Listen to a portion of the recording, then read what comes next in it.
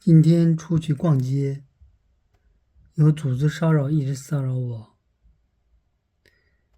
我在马路边走道的时候，时不时的有人过来咳嗽。我不知道事情会发展到这么严重。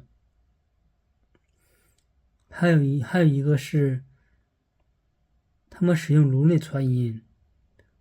我的两只耳朵都戴了耳塞，放了音乐，声音很大，但是我还是能听到组织骚扰说话的声音。可能他用的是颅内传音吧。颅内传音是阻挡不了的。